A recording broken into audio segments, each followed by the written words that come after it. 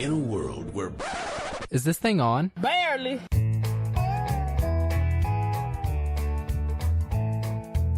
This episode of the Just John podcast is brought to you by the random fact that before being cast as Loki, Tom Hiddleston originally auditioned for Thor in the 2011 Thor film.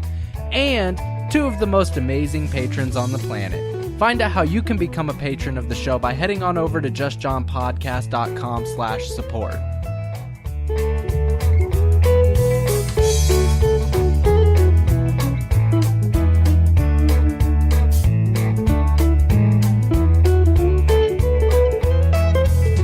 What up, homies? I'm your host, John Medina, and this, my fine ladies and gentlemen, is the Just John podcast, episode 33 for the week of April 9th. Today on the show, Rogue One, a Star Wars story trailer review, Suicide Squad reshoots, freaking Clickbait got me again, and more. The Force will be with you. Always. Today was the day. They released a new teaser trailer for Rogue One, a Star Wars story, and it was good. So one of the biggest concerns that people have had lately is that there's gonna be too much Star Wars. That now that Disney has the rights and they've got full teams of people working on Star Wars, that there's just gonna be too much Star Wars. But nothing gets me as excited and pumped up as Star Wars. I can't even put it into words how excited I am that for the foreseeable future, there is going to be a Star Wars movie every single year. It's amazing. And the trailer came out on Thursday, and after I watched it the first time, I had to go change my pants first, and I love where they're going with it. I like to see that they are going to branch out on the feeling of some of their Star Wars films, because the sagas have all had kind of the same feeling of the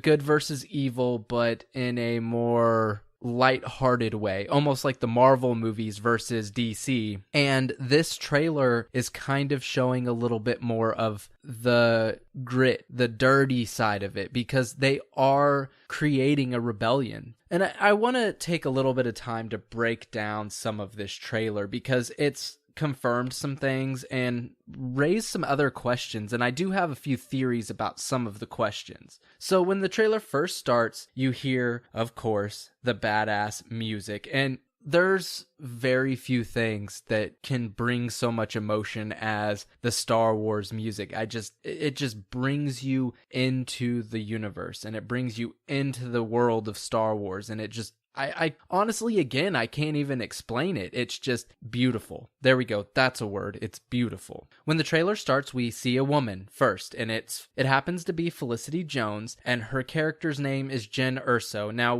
there had been some rumors that one of the main characters was going to be named Jyn, but it hadn't really been confirmed, of course, until now, and we also got a last name, so that's pretty exciting. And she's walking through it's obviously a rebel base of some kind, and it is most likely the base that was on Yavin 4, because based on timeline things and stuff, that's most likely where they're at. And there's a voice that comes behind and talks about different charges that have been brought against her, and they walk through this little hangar bay, and then we get a shot of Mon Mothma, which is cool because this is our first taste of how they're going to build a bridge between the Star Wars universe as a whole and the main movies. Now, some may argue that we could completely have a story that's still a Star Wars story because it's still in the universe of Star Wars, but it doesn't actually involve any known characters. And while I think that will be fine in the future, for now, this is the first one. These first couple are gonna have to be tied in because it's gonna have to build that trust and say, okay,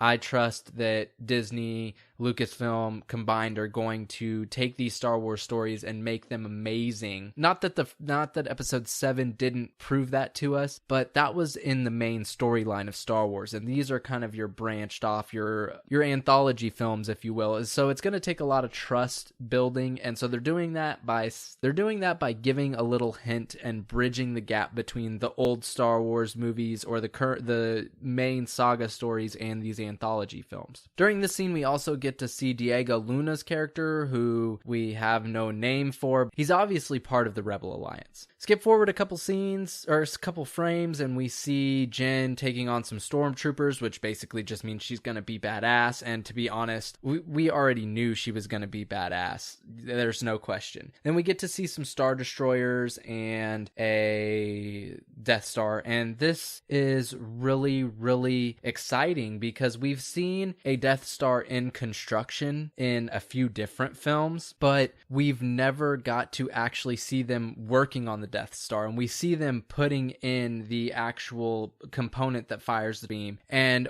Mon Mothma is telling Jen that something is going to happen, that there's a weapon that's going to be tested and she needs to find out. And so we see a few clips of her mobilizing with troops and different stuff like that, and then we get to see the villain of the film. We have no name for him, but the actor is Ben Mendelsohn, and he's got to be pretty high up in the ranks just because of what he's dressed in. And there's been some speculation on what his name's going to be and who he is, and we'll see. Forrest Whitaker, his character, also no name for it, but I have a feeling that he's going to be like a old battle-hardened badass, that he's going to be a character that really helps mentor the rebels in their journey to trying to steal the plans for the Death Star. And I just think he's going to have an integral role in this movie, and obviously we'll just have to wait and see. Then we see some rebels that get arrested. Nothing too crazy there. I have a feeling that that's going to have some connection with them escaping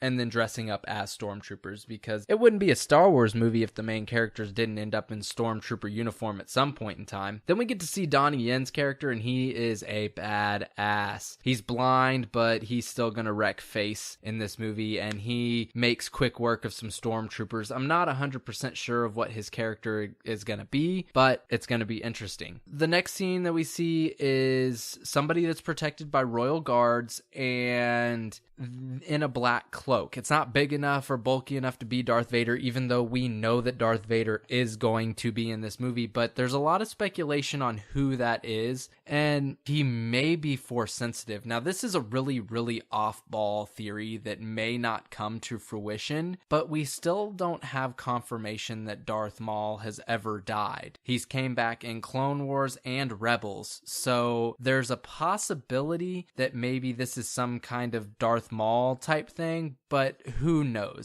Then we get to see the rebels being attacked on some beach by some AT-ATs, which is pretty cool.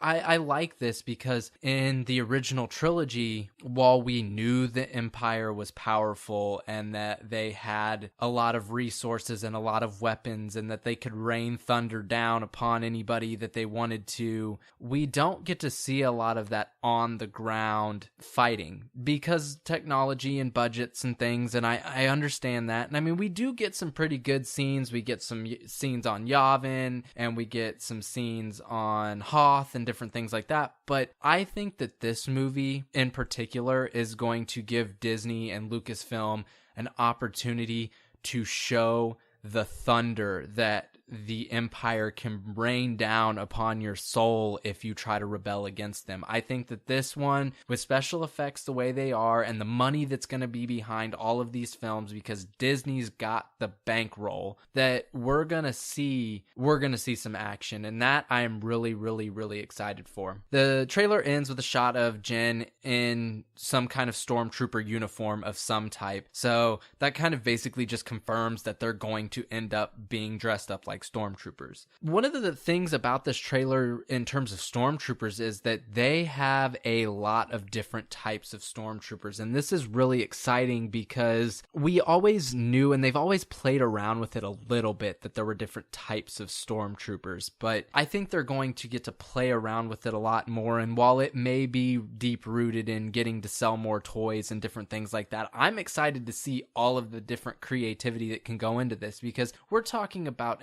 a whole universe, a whole entire galaxy specifically that has different planets and different terrains, and it's going to be interesting to see all of the different stormtroopers and what their roles are and the different things that they try to do. Now, I do have one specific theory about this movie that I think is going to be the apex of the film. It's going to be the climax, and it's going to symbolize the Clone Wars finally being diluted into full Empire mode, and then the Rebel Alliance finally forming. Now, this could be a completely off-ball theory, and I could be completely wrong. In 6 months, in December, I could be eating my words for this, but right now I'm going down in the book saying that Ahsoka Tano is going to be in this movie, and Ahsoka Tano is going to die in this movie. Now, why is that my theory? Well, Ahsoka Tano has to die in the Star Wars universe before the events that are Episode 4, before A New Hope. And the reason why is because at this time, there are no Jedi left besides Obi-Wan, Yoda, and Anakin, Darth Vader, and the Emperor. Those are the only Jedi that are left. Darth Vader hunted down every single Jedi during the time between the end of Revenge of the Sith and the beginning of A New Hope. All Jedi are gone. And while you could say that Kanan and Ahsoka and even Ezra, while technically aren't Jedi, they are just Force sensitive. I think that Ahsoka at least would be considered Jedi. And that means that Ahsoka Tano needs to die. And she has been introduced into Rebels, and we know that she doesn't die in Season 2. Spoilers, sorry. We know she doesn't die in Season 2. So the thing about it is, I don't know that they want to kill her off in Rebels because it's a kid's show. I mean, it is on Disney XD, and while it's a great show, whether you're an adult or you're a kid, it is overall a kid's show. It's trying to bring in a new generation into the Star Wars fold. And so I don't think that that's necessarily kid-friendly, so it would be fine for her to stay in the TV show, probably through its duration. But I think that she is going to die in Rogue One because they need to tie up that loose end, and this gives them a perfect opportunity. While many Bothans might die to get the plans, that doesn't mean that somebody else doesn't die too. And so again, like I said, that could be a complete off-the-wall wrong, I could eat my words prediction, but that is my prediction for one of the big things that's going to happen in this movie. Hello, I'm Bill Nye. You may know me from such things as science.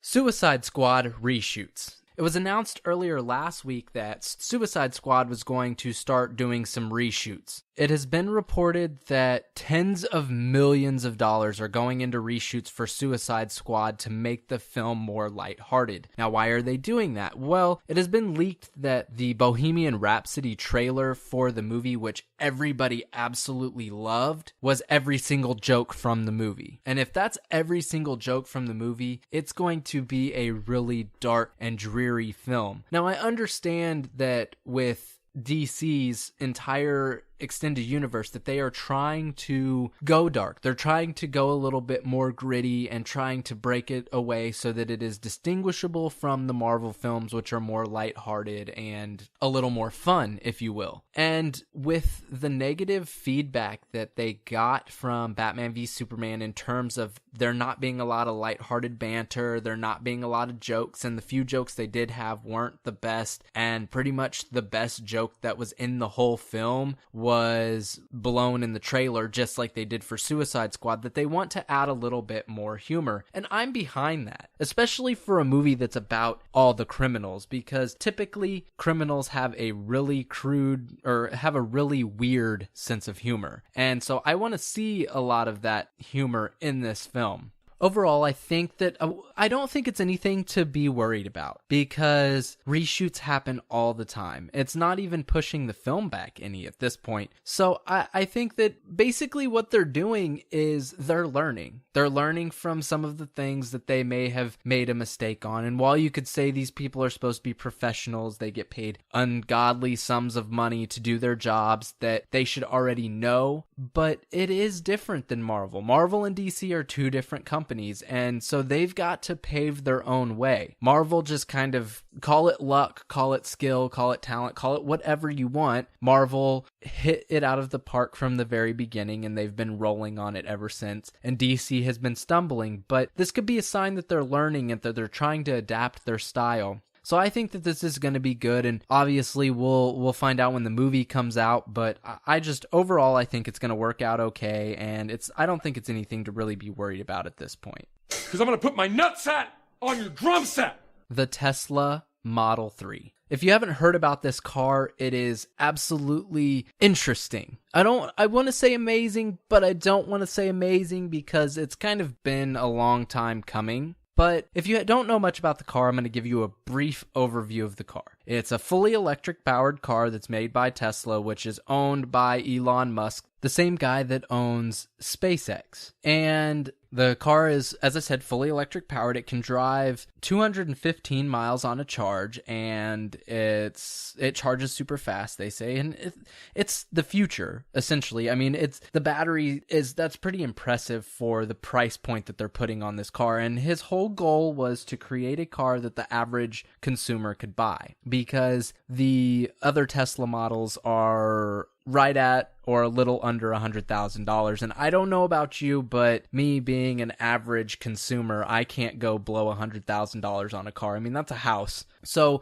this car is going to start out at $35,000. That's still a little expensive, but it's doable for a vastly larger amount of people than the $100,000 mark. Last Sunday, the pre-order started, and the worldwide orders at the time of this recording are at a record 300,000. That is a massive amount of cars. It's over $12 billion worth of vehicles. And Elon Musk says that the average sale price is actually $42,000, not $35,000, because there are going to be people that will buy all the extras. To pre-order, you simply put down $1,000 refundable deposit, and then when the car comes out, which will probably be late 2017. If you're on the higher end of that list, it may be pushed back a little bit. You will be able to buy the car at that point. 2017, man. Could you imagine putting down a deposit saying, I'm going to buy a car in over a year? I mean, I understand you might save for a car for over a year,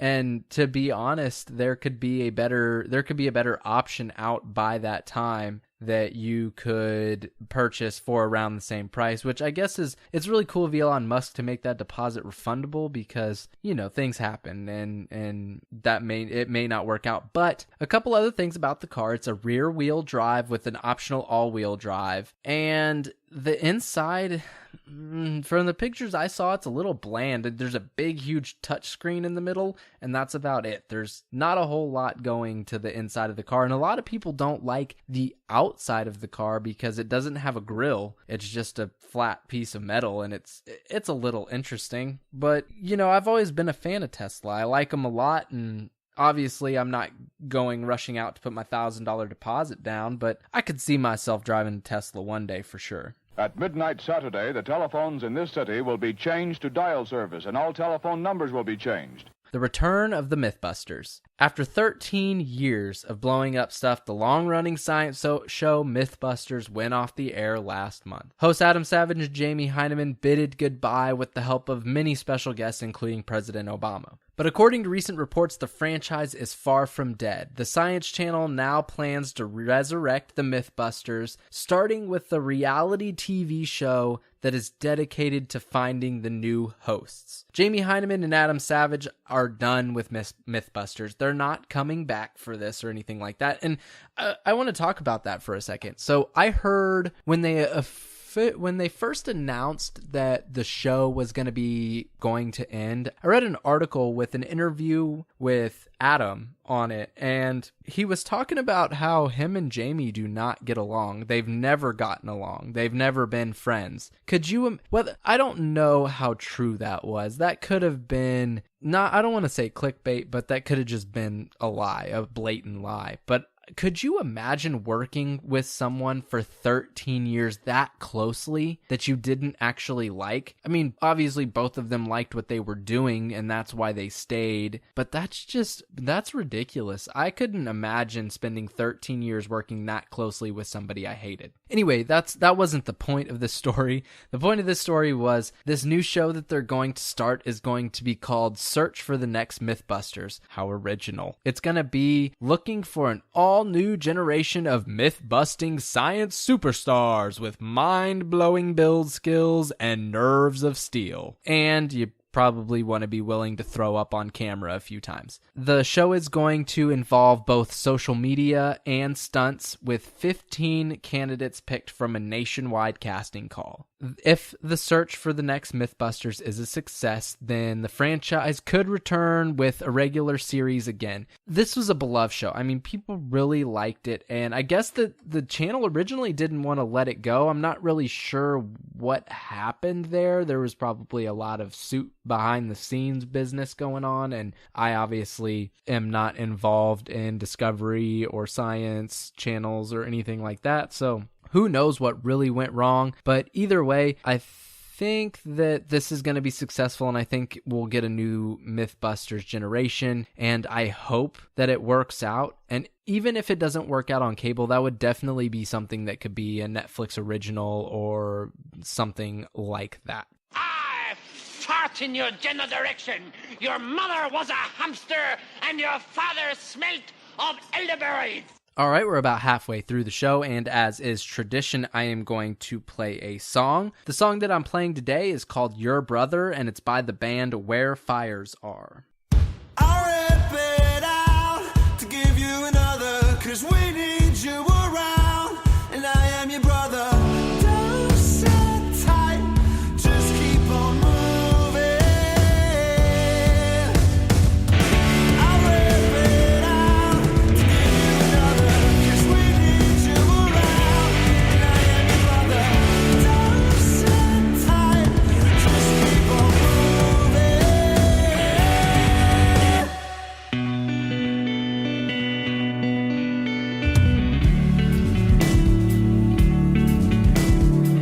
St. Jude can dance on my bones when I run,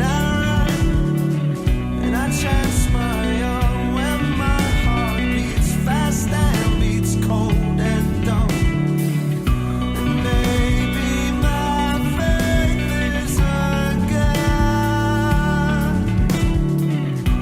pointed at me when I run. I'll rip it out to give you another, 'cause we need you around, and I am your brother. Don't sit tight, just keep on moving.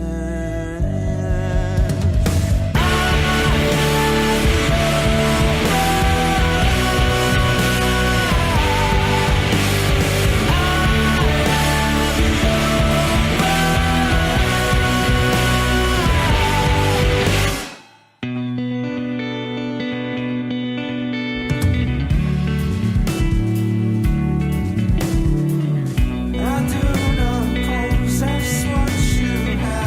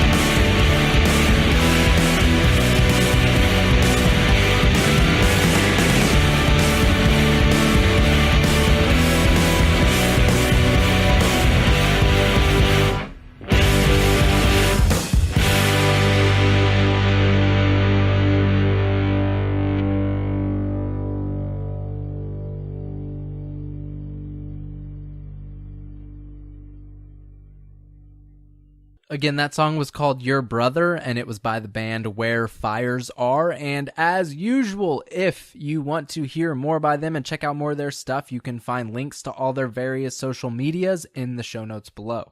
This is Frankie McDowell, my own TV station live in Sydney, Nova Scotia.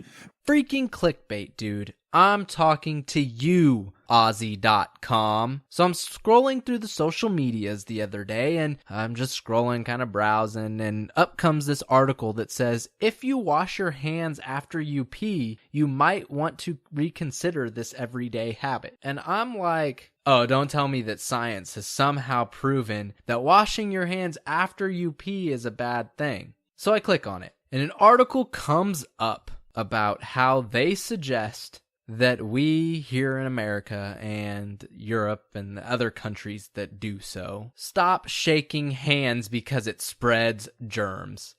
Get over that. Germs make you healthy. I'm not saying you need to go lick the bottom of a public toilet or anything, but a little bit of germ exposure is going to do well for you. It helps build your immune system, and that will help you not get sick when you encounter germs. It's part of being alive and part of living. But the biggest problem that I have with this article is, okay, cool. If this is what you think, you have a right to think that, and you have a right to write an article about it, and you have a right to pay for advertisement for it to be on my Facebook feed. But don't put the little tagline on the Facebook ad, if you wash your hands after you pee, you might want to reconsider this everyday habit. Well, that's not a blatant lie. They're talking about reconsidering shaking hands with people. That is absolute clickbait. I never would have read or clicked on that article had they not done the clickbait headline to it. The only thing I have to say is that my ad blocker was on, so I'm glad, because guess what? I saw no advertisements if you have it on your site,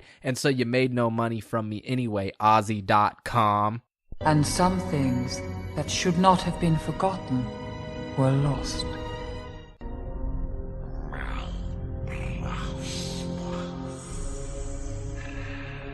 Daniel Radcliffe is in a lot of weird-ass movies, and his newest movie that's getting ready to come out, Swiss Army Man, is no different. A while back, I watched Horns, which had Daniel Radcliffe in it, and man, it was a weird movie, and I think Swiss Army Man is going to be equally as weird. So it debuted at this last year's Sundance Film Festival, where it was described among the attendees as the one where Paul Dano rides a dead Daniel Radcliffe across the ocean using nothing more than the raw energy of the corpse's farts.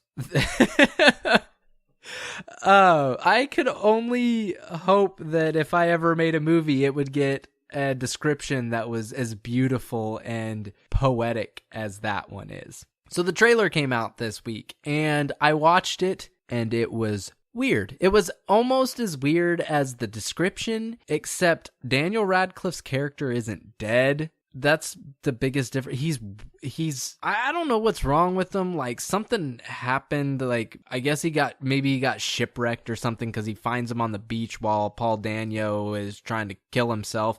And that's not a spoiler. Don't worry, it's in the trailer. It'll be fine. I know, but it'll be okay. I promise. If you go watch the trailer, it's the first thing you see. So he finds Daniel Radcliffe washed up at the shore, I guess, and drags him through the forest and takes him to this cave where mystically water when he finds him on the beach, he does fart, which is kind of funny, because you know what? No matter how old I get, farts are going to be funny. So that's just my life. I am definitely a 13-year-old boy trapped in whatever age I am at the time's body. And so he drags him to this cave, and water starts spewing out of his mouth, and he uses him to shoot, I don't know, a bat gun, a batarang thing, shoot up a mountain. He uses them to break a freaking log in half. And the whole premise of the movie is that Daniel Radcliffe is the human equivalent of a Swiss Army knife, and that he can do all of these amazing things. And he barely talks, or he'll parrot a lot, and he sees this girl or whatever, and he thinks she's beautiful, and apparently he can say something at that point. I'm not 100% sure what was going on with this trailer or this movie, but I'll probably watch it when it comes out on Netflix. I don't think I'll go to the theaters to see this, and I'm not even sure that I'll pay to rent it, but it's weird. Go watch the trailer, and after you watch the trailer, tweet me and tell me you're in 140 characters or less. Tell me your feelings about the movie. And I'm just curious to see what you guys think about it, because it is odd. It's, again, called Swiss Army Man, and it's directed by Daniels, which is a directing duo that's apparently known for their music videos. I'd never heard of them before I was looking at this trailer, and I was like, who's Daniels? So I went to the IMDb page and looked them up and found out who they were, and it's gonna be weird. It's just gonna be weird. It's coming out on June 17th, which is the same date, I believe, that Finding Dory comes out. So, you can drop your kids off to go watch Finding Dory, and then you can go watch a dead Daniel Radcliffe being rowed across the ocean using nothing more than the raw energy of the corpse's farts. So that's something. Excuse me, bitch! This week, something else amazing happened. You can now Powerpuff yourself. If you go to powerpuffyourself.com, you can make a Powerpuff little meme version of yourself. It's actually pretty fun. I went and did it, and I will probably utilize it in some form or fashion for something. But it's interesting. I mean, it's not just for the ladies, of course. You can make it look like a man with hairstyles and different things like that. The one thing I didn't necessarily like is it was really hard to find male-friendly backgrounds. To be honest, a lot of the backgrounds weren't gender neutral at all. There was one little gaming background for the dudes, and that's what I ended up going with. But I wish their backgrounds would have been a little bit different. It was cool, it was fun, and go check it out, powerpuffyourself.com. What year is it? All right, we're getting close to the end of the show, and as is tradition, I am going to do an app review. The app that I'm reviewing this week is called MSQRD, all in capital letters. When I first see this app, the thought that comes to mind is masquerade. That's the word that my brain sees when I see MSQRD, all in capital letters. So I'm assuming that's probably what the actual, that was the purpose. That's what they intended. And what Masquerade is it is the Snapchat filters for people that don't want to use the Snapchat filters. It works the exact same. You open the app and there's a face thing, and you put it around your face, and then you can scroll through the different features. They've got a face swap one. They've got like an old English guy with a top hat and a handlebar mustache going on. Facebook hat, Jimmy Kimmel sponsored one, like monkey face, like a flower in your hair, a bunch of different animals. If you're like me and unfortunately can't grow a beard, they have one that makes you look like you have a pretty wicked beard on, and just a bunch of weird, kind of cool stuff. But as I said, it's the same thing as the Snapchat filters, but you can use it if you don't want to use the Snapchat filters. You can share stuff to Facebook, and it's kind of just something to goof around with. Nothing, mind-blowing or anything, but we'll see how it goes. I'm sure they'll continue adding more stuff. When I originally downloaded it to see how it worked and how good it was, it didn't even have the face swapping feature. They've added that since I downloaded it. So I'm sure they'll continue to add different stuff, and we'll see. Because it's not a messaging service, I don't think it's going to ever become anything as powerful as Snapchat, but it's still something fun to play around with and might have a good time for 15 or 20 minutes with your buddies, or, when you're hanging out with the kids or whatever you're doing. I think it'll be all right. If you enjoyed the show, please show me some love by liking, thumbs up, subscribing, sharing, rating, reviewing, retweeting, or whatever it is that's used to symbolize love of the show on the platform you're using to view it. You can follow me on Twitter at JohnnyM_Revo or at Facebook.com/JustJohnPodcast. You can find the show in its entirety at JustJohnPodcast.com, and you can listen to the show on SoundCloud, iTunes, YouTube, Stitcher, Spreaker, or some other shit. You can email me at JustJohnPodcast@gmail.com, and remember, without you, I'm just some dude talking to himself on the internet. Until next time, peace out, fam.